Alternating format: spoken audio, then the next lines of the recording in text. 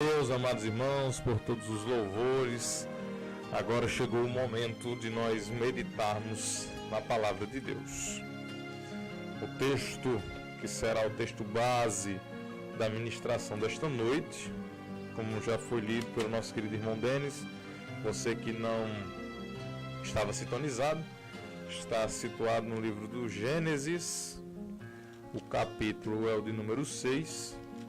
Os versículos lidos foram do 5 ao 14 e o versículo de número 22. Meus amados irmãos, o livro do Gênesis, e caros ouvintes também, é o livro que relata o princípio de tudo.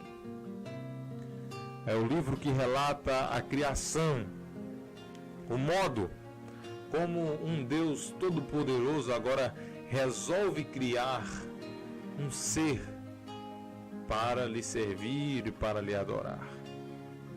Não por obrigatoriedade, mas por amor. Adorar a Deus como um ato de amor, é isso que Deus deseja, é isso que Deus espera dos seres humanos. E Deus agora cria tudo perfeito.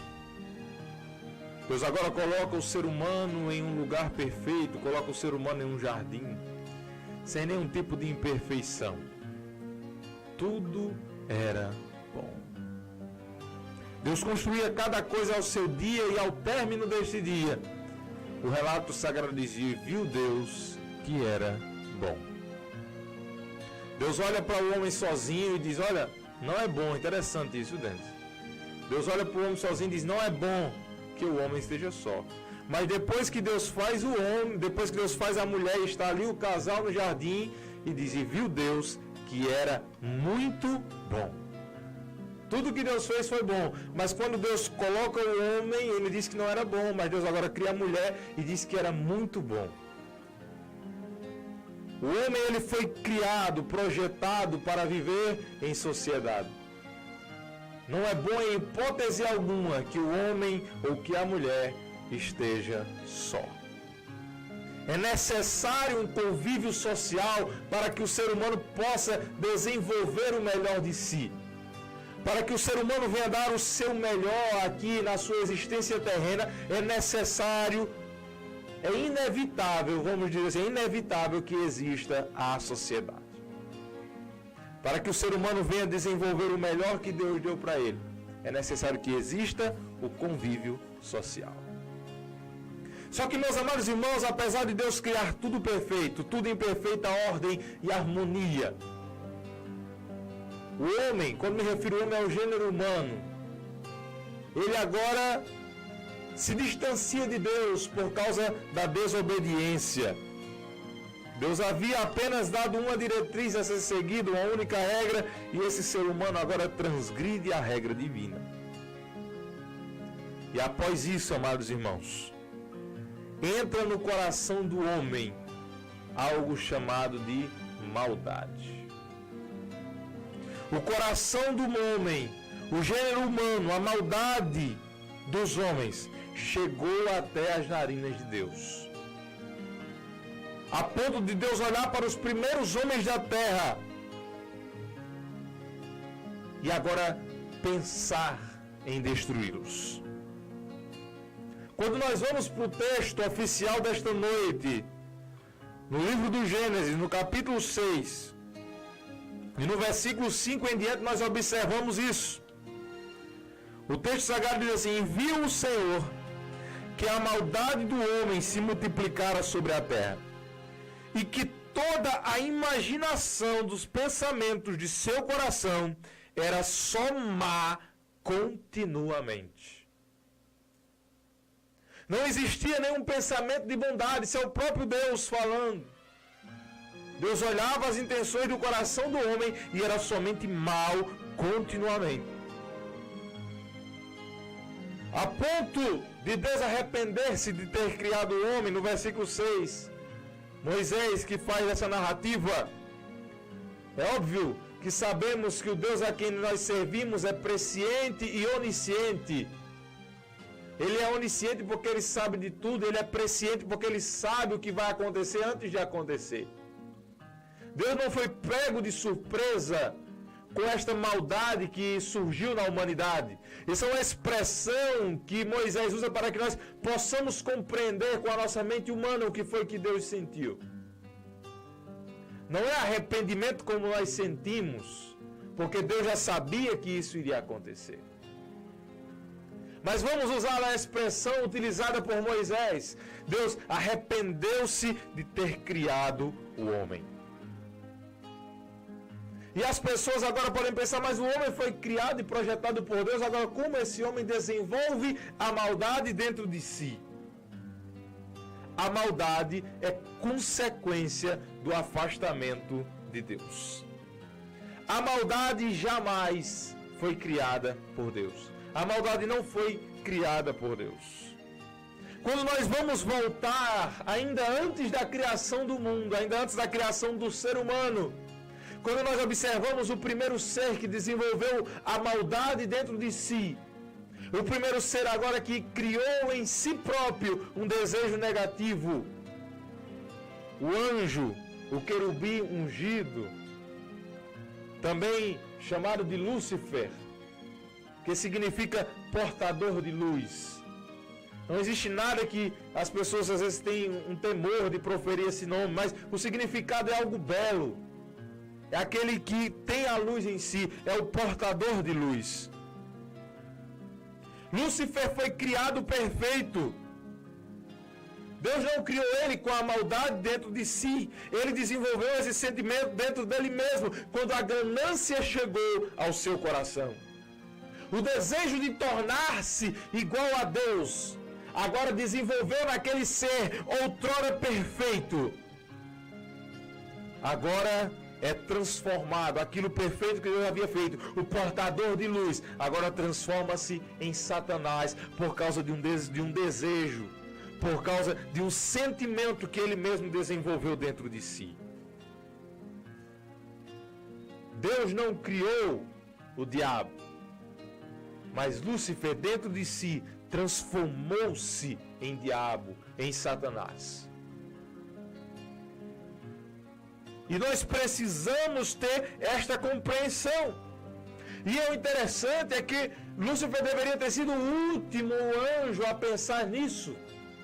Porque ele é o único que Deus agora faz elogios para com ele.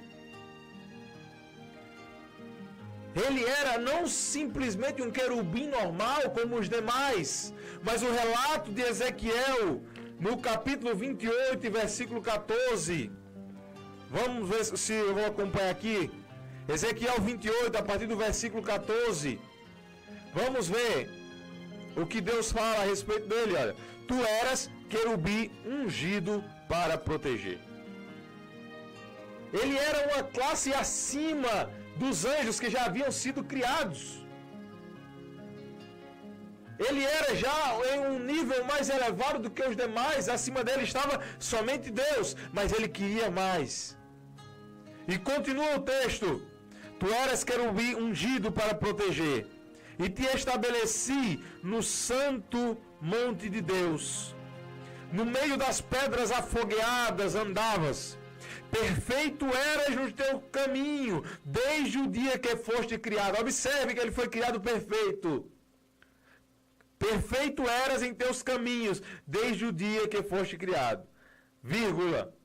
Até que se achou iniquidade em ti. Mas você pode pensar, não, irmão, mas isso aí está se referindo ao rei de Tiro. Sim, está se referindo ao rei de Tiro. Mas quando nós vamos buscar uma interpretação, nós podemos assim compreender que este também faz uma alusão ao querubim que caiu. Nós também percebemos que isso faz uma alusão à queda de Lúcifer. Não podemos ignorar que o texto fala sim do rei de Tiro, mas nós precisamos também compreender que fala muito mais do que isso. Não podemos ignorar esse tipo de interpretação desse texto também, porque é nessa interpretação que os nossos pais na fé criam. E meus amados irmãos, A maldade do coração do homem era somente mar continuamente. O ser humano agora se encontrava em uma situação extremamente complicada diante de Deus, porque quando Deus olhava do céu, ele via somente maldade e violência no coração dos homens. Deus olha para aquilo que ele havia criado perfeito e observa que estava se corrompendo a cada dia mais. E Deus agora decide destruir a raça humana. Mas dentre esses que estavam na terra, existia um homem que andava com Deus. Versículo de número 9 do capítulo 6, lido pelo nosso querido irmão Denis. Essas são as gerações de Noé. Noé era varão justo e reto em suas gerações. Noé andava com Deus. Apesar de toda a corrupção do gênero humano, apesar do contexto na qual Noé vivia, ele preservava uma vida de compromisso e de retidão para com Deus, a ponto do escritor dizer que Noé andava com Deus. E Deus agora decide destruir todo o gênero humano, mas por causa da fidelidade daquele homem, ele agora tira aquele homem com toda a sua família e diz a ele que construa uma arca para que ele viesse ali sobreviver, ele juntamente com toda a sua família e alguns animais. E foram todos colocados naquela arca em formato quadrado. Interessante quando a gente vê nos desenhos animados, nas ilustrações que as pessoas fazem, eles desenham como se fosse um barco, como se fosse um navio, um negócio desse tipo, né? Mas quando você vai olhar a estrutura que é descrita no livro do Gênesis, aqui no capítulo 6 mesmo, né, Denis? No capítulo 6. Quando você vai ler lá, você vai observar que a arca ela era quadrada. Era tipo uma caixa, era como se fosse uma caixa. Quando você vai observar as dimensões dela, era como se fosse uma caixa. Com três compartimentos. E lá estavam Noé, toda a sua família e alguns animais. E por causa da justiça daquele homem, eles se salvaram. Mas eu queria fazer um paralelo dessa história de Noé agora com os momentos que nós estamos vivendo hoje. Com os dias que nós estamos vivendo hoje. Nós estamos vivendo em uma sociedade tal como era as do tempo de Noé. E por que não classificar ainda como pior do que aquela que Noé vivia? As coisas se desenvolveram mais. E as pessoas estão cada vez piores. Crimes era algo difícil de se ouvir falar há muito tempo atrás. Mas hoje tornou-se algo rotineiro. Não existe mais lugares tranquilos onde você possa dizer que aqui não tem perigo de acontecer nada. Sempre nós estamos com medo de alguma coisa acontecer, porque a maldade do coração do homem está se multiplicando. A maldade do ser humano tem se multiplicado a cada dia. E a cada dia mais começam a surgir homens que são amantes de si mesmos. Homens presunçosos. Para você que não sabe, presunçoso é aquela pessoa que se acha sempre melhor do que os demais, se acha mais inteligente, se acha superior, considera-se superior aos outros. Pessoas presunçosas. A cada dia que passa, essas pessoas se multiplicam. Homens amantes do dinheiro, que têm mais apego às coisas materiais do que ao seu próximo. Homem que tem mais apego àquilo que é transitório, palpável e passageiro. E não se preocupa com o bem-estar emocional de seu próximo. Buscam mais e mais recursos. E quando observam, o fim de suas vidas chegam e eles não têm usufruído daquilo que conseguiram juntar. Homens sem o afeto natural. Deus criou o homem macho e fêmea os criou. Mas agora os homens e as mulheres agora deixam o seu afeto natural, o seu desejo natural. E agora começam a se inflamar, homem com homem e mulher com mulher. A completa falta de temor a Deus que estamos vivendo em nossos dias é algo que não é registrado na história por nenhuma outra sociedade. O modo como as pessoas tratam a divindade, não somente, vamos dizer assim, com desprezo, mas é com uma raiva, com um desejo de ofender, de destruir, de denegrir a imagem de Deus. Pessoas que lutam para serem respeitadas, mas quando na verdade o que elas fazem é desrespeitar os outros, desrespeitar a religião dos outros, desrespeitar as crenças dos demais. Pessoas que querem respeito para si, mas quando é para que essas pessoas venham colocar este respeito em prática, aí nós observamos que elas são incapazes de desrespeitarem as demais pessoas. Atacam religiões, mas não podem ser atacados por ninguém. Atacam aquilo que nós temos por sagrado, mas contra eles nós não podemos dizer nada. Mas na verdade, quando nós paramos e vamos observar quem contribui mais para a sociedade, uma igreja ou o movimento LGBT?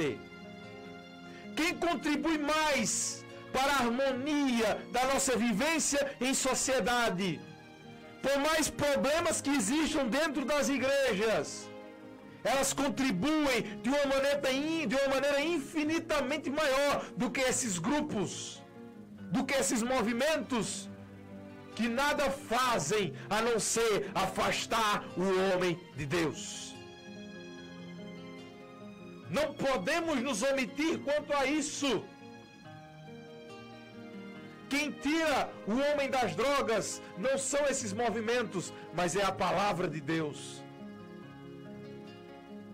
Quem tira pessoas do tráfico não são esses movimentos, mas é a palavra de Deus. Quem tira uma prostituta de uma esquina não são esses movimentos, mas é a palavra de Deus. E agora pega essas pessoas, transforma elas em cidadãos de bem, e não somente cidadãos de bem aqui, mas são homens e mulheres agora que irão influenciar mais pessoas para alcançarem o céu. Esta palavra reconstrói famílias, enquanto esses movimentos a destroem a cada dia. Esse movimento agora tenta destruir a inocência das crianças, enquanto a palavra de Deus os protege. Nós precisamos lutar por aquilo que nós acreditamos. Não podemos abrir mão da nossa fé em hipótese alguma, porque o dia do Senhor está próximo, e só aquele que for limpo de mão, puro de coração, aquele que tiver um coração reto, puro, íntegro diante de Deus, é que irá alcançar a salvação. Jesus é a salvação para esta nação. Jesus é a salvação para o mundo. E a porta da arca ainda está aberta. A arca, simbolicamente falando, porque o próprio Deus disse que jamais destruiria novamente a terra com água. Mas a porta da salvação está aberta em nossos dias. A porta da salvação está aberta para você, meu amigo. Está aberto para você, minha amiga. Para você que me ouve de perto e de longe.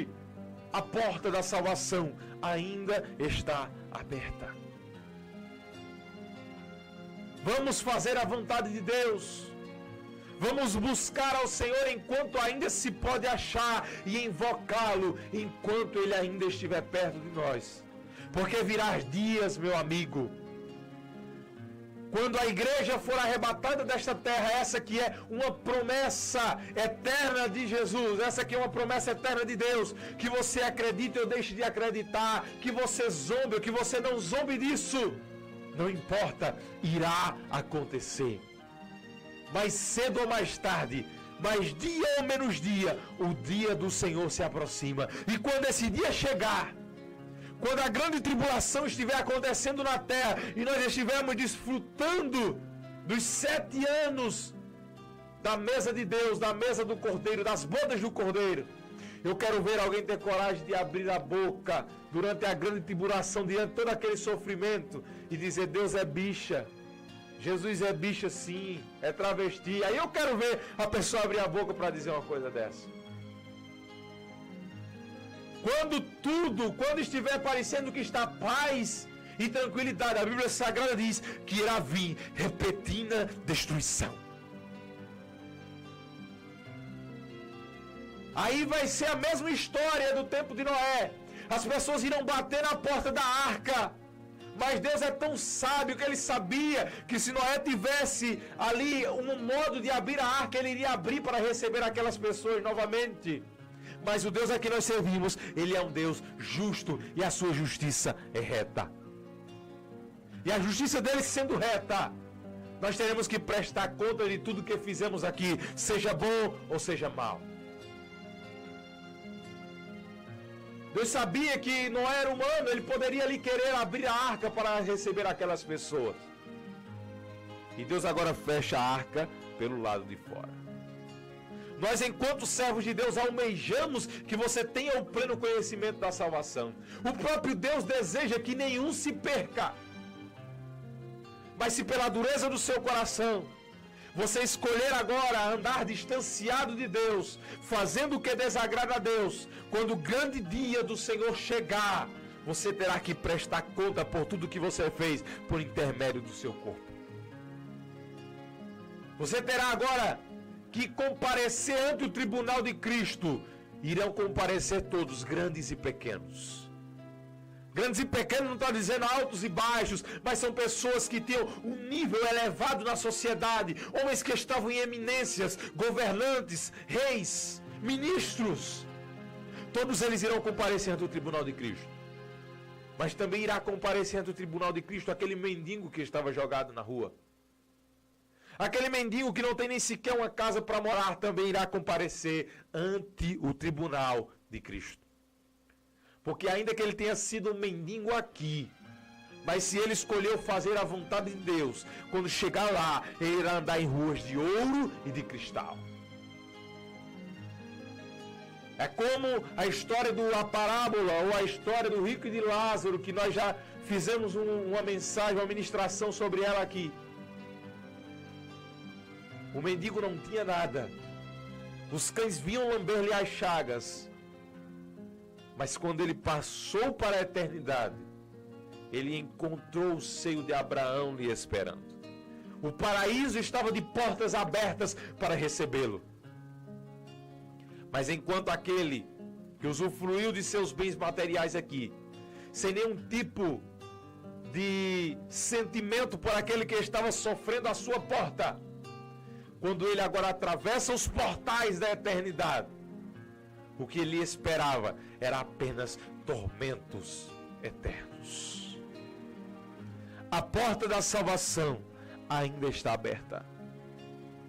O fim de toda a carne está próximo. Não mais por intermédio das águas do dilúvio, mas por intermédio da consumação dos séculos. O momento que já está preparado, já está tudo pronto. E os sinais nos mostram que Cristo já volta.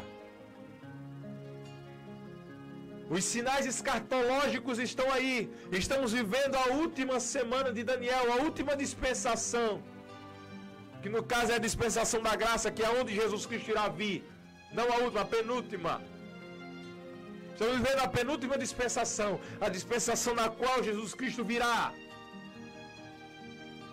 Nós precisamos estar prontos, precisamos estar vigilantes, porque nós não sabemos o dia e nem a hora que há de vir o nosso Senhor.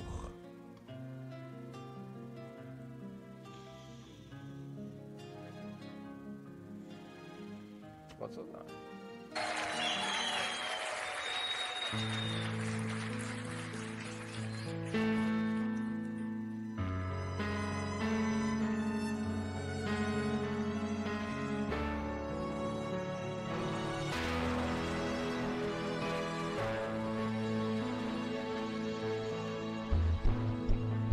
Se você não sabe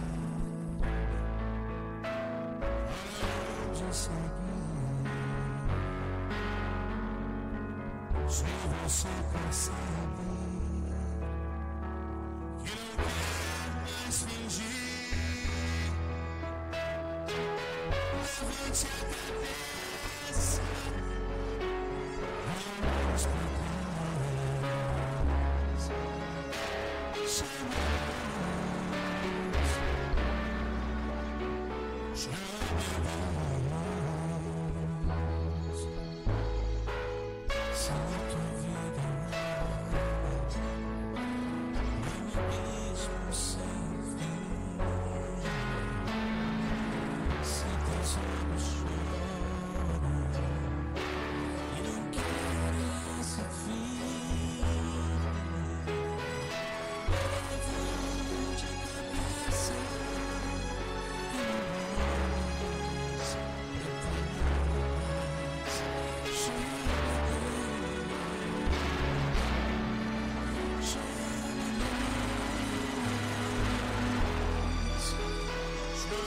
Deus, que